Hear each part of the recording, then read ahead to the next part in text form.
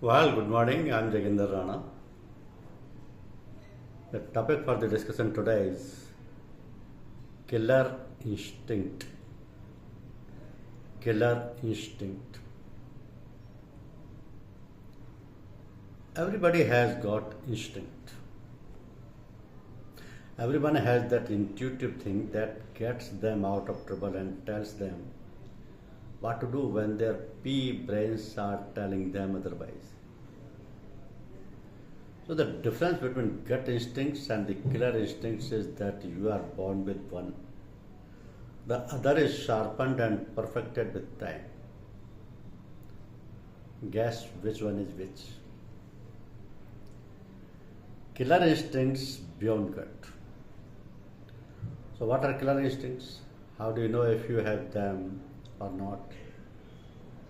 Killer instincts don't refer to the ability to predict that the Giants will cover the spread or that every Thursday gas prices go up.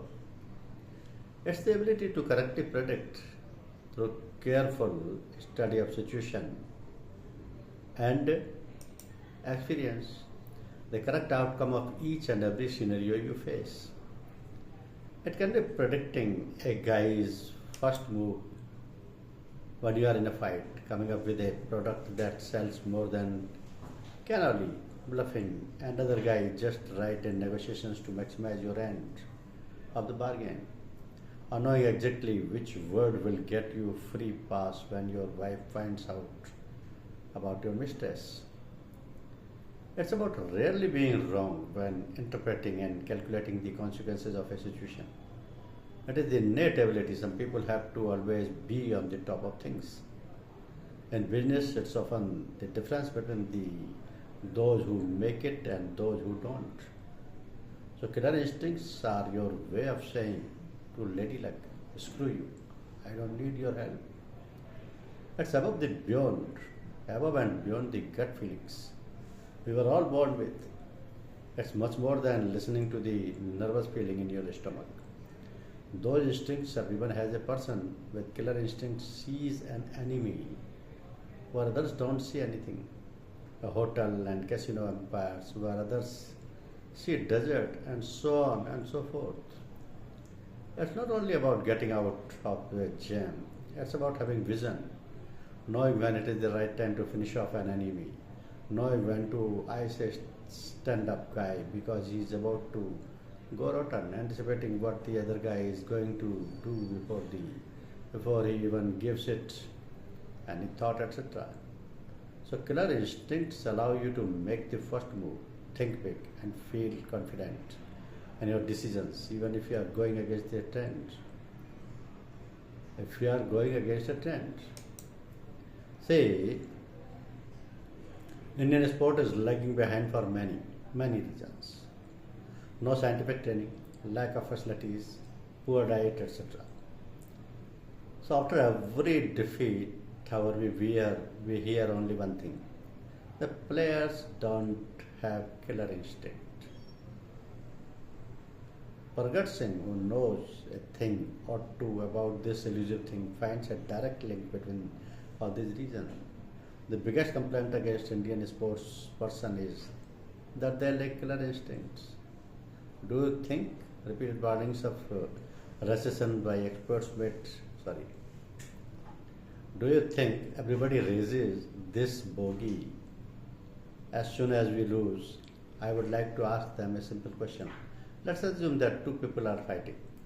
Now one of them is brimming with killer instinct but has only a danda in his hand.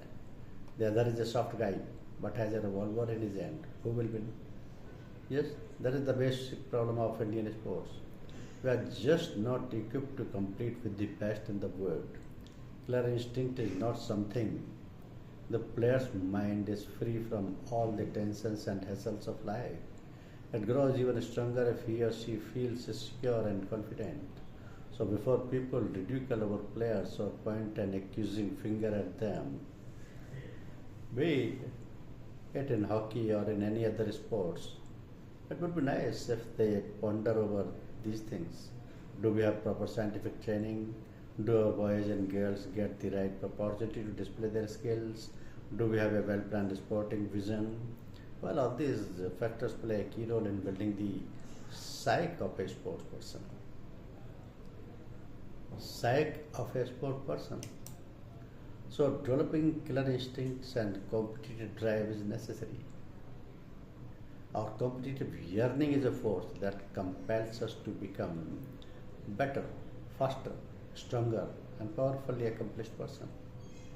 Killer instinct is a strategic push where we unleash the powerful burst of our energy, effort, and physical and mental force to get that edge for extraordinary results. If we can develop a killer instinct and use it along with our competitive drive to hit when it is most crucial, then our quality and type of accomplishments would be exceptionally huge. So, success unlimited mantra. How develop killer instincts and a healthy competitive drive? Our competitive yearning is a force that compels us to become better, faster, stronger, and powerfully accomplished person. So if we can develop killer instinct and use it along with our competitive drive to hit when it is most crucial, then our quality and type of accomplishments would be exceptionally huge. So competitive instincts and killer instincts need to be used strategically and sparingly to boost your performance to superhuman levels. All throughout this one, the competitive drive and killer instincts are used in the most profoundly empowering, positive and healthy sense only. We need to create our disposition to use our competitive urges for creating inner motivation and inspiration towards our larger than life goals and for our self improvement and self development purpose only. So the killer instincts need to be used when you need to go beyond your 100% and to do better than your best. And in those situations where the outcome is ultra critical and vitality important. If you can use your competitive drive and killer instincts keeping efforts at suggestions, then you may find yourself acquiring a champion's boldness and winner's attitude plus a sage blissful disposition which will make you healthier and happier in the long run. So having the right degree of competitive spirit and as well as having strong competitors are important because they give you a reference point for moving towards excellence. You can keep on working harder and harder, but without having solid benchmarks and standards, you won't know how well you are doing and what are your areas of improvement. Both these competitive drive and killer instincts are interrelated and interdependent in maximum parameters. They are needed in all those situations when not getting what you want. Will impact you detrimentally and affect you most negatively, like in case of getting chosen for promotion or acquiring a major client or getting your dream job or even bowling over your life partner. So if done right, policing both of these competitive and killer instincts should make you relaxed and make you full of enthusiasm, energy, inspiration and drive. So using your competitive drive and killer instincts has to be plus, fun plus. Fun plus, it should bring out your best. But if it is creating stress, fatigue and tiredness and depression, then you are either using them in wrong context or overusing it, or maybe the process is wrong. So indiscriminate and overuse of your competitive and killer instincts will create unnecessary and avoidable anxiety, panic, tension, burnout, and sheer exhaustions.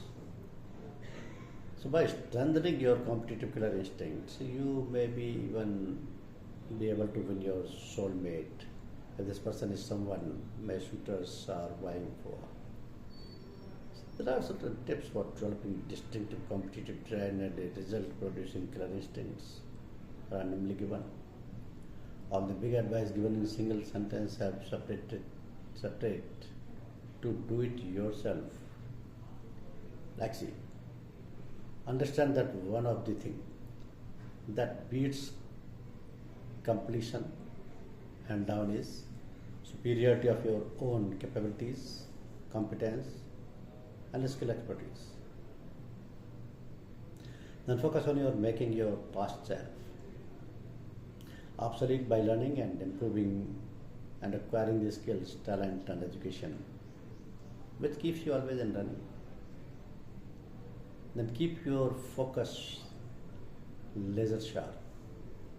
Only complete to where it matters and when it is needed to make the difference.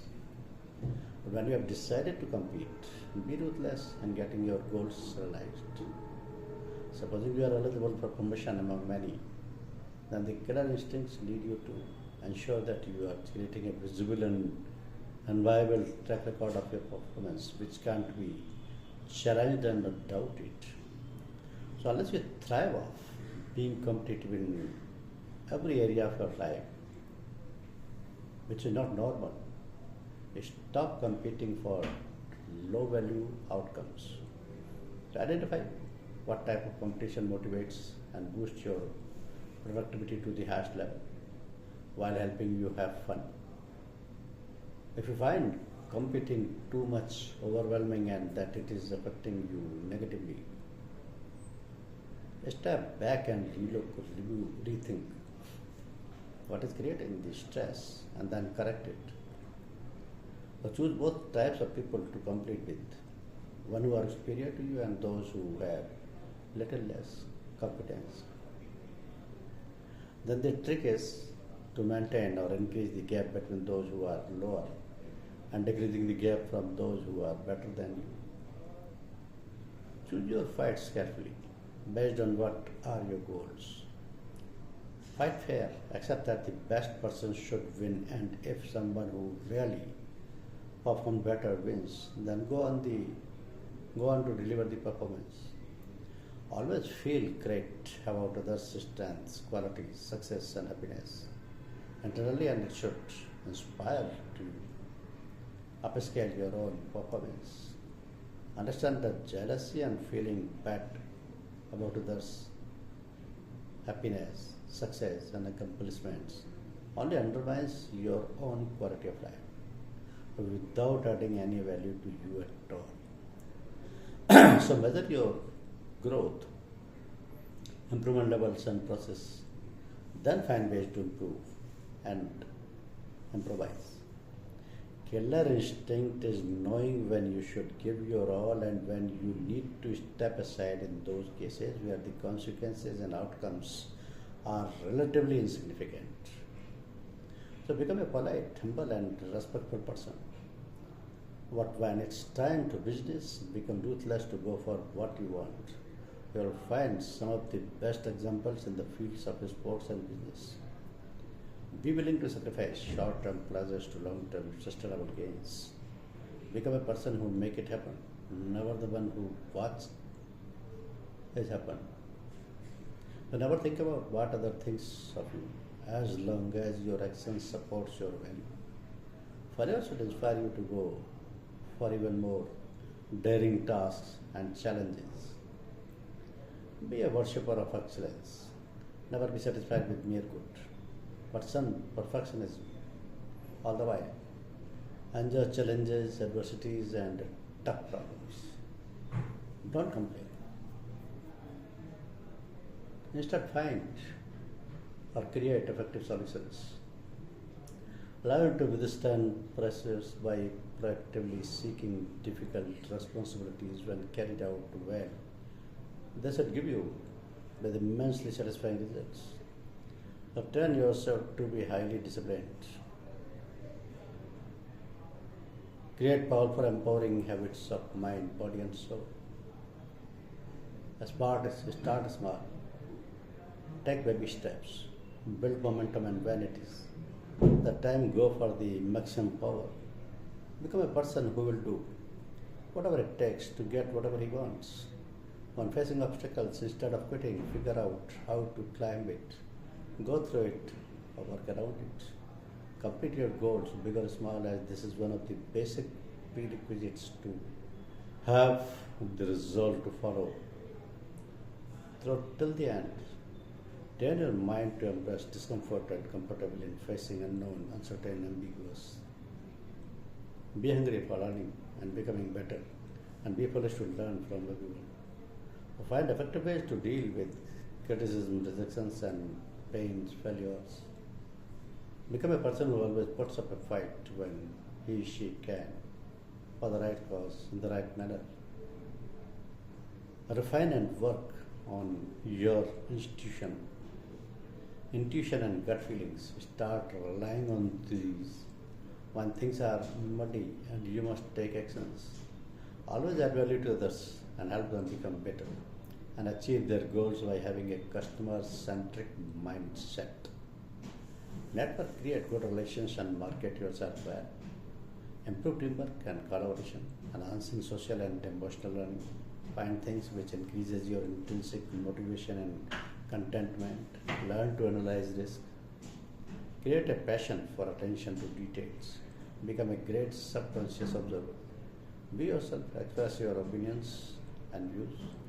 Take responsibility and ownership for all your actions and decisions. Fight for right and just because, and your core values, and for the right and justice for other peoples. Even if you become very highly successful, remain humble and don't let praise get to your head. Strive to give back to the world and society. Thank you. Thank you very much.